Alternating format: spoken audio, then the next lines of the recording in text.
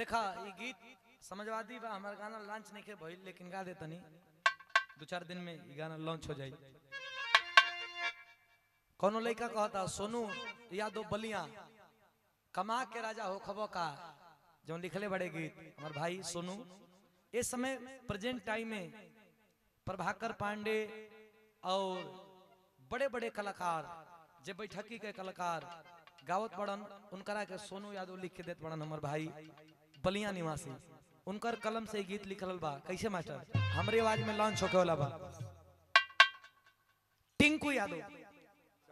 समझवादी party के ये आप सिपाही हैं, आपके द्वारा पुरस्कार देवल गेल बा। हर गीत समझवादी हमर अभी लॉन्च नहीं के भइल लेकिन गा देता नहीं 2-4 दिन में लॉन्च हो जाए गीत। कैसे मास्टर हमरे चैनल से सुधीर लाल ऑफिशियल से कैसे मास्टर अरे की करब करे जांग हम वही दिन शादी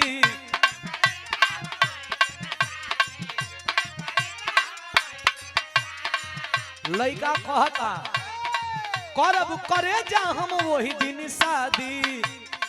करब करे जा हम वही दिन शादी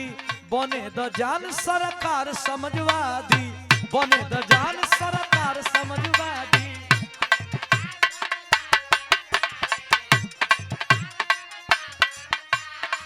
करब करे जा हम वही दिन शादी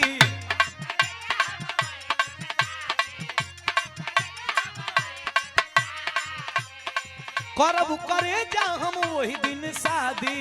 आवे द जान सरकार समझवादी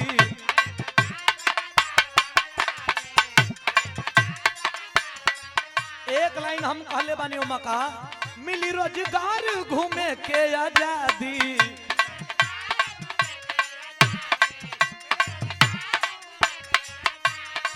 मिली रोजगार घूमे के आजादी आवे द जान सरकार समझवादी आवे द जान सर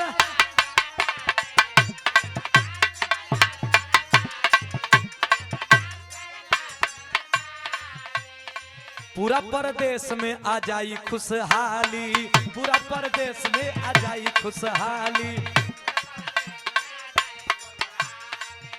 अरे बंद होई ऑफिस के अंदर दलाली बंद होई ऑफिस के अंदर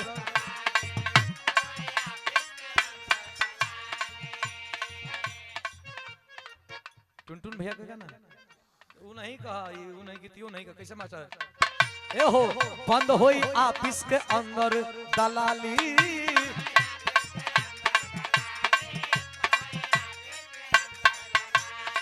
फीता काटे में 5 साली गवा दी बारे सुनो यादव बलिया फीता काटे में 5 साली गवा दी बने द जान सरकार समझवादी बने द जान सरकार समझवादी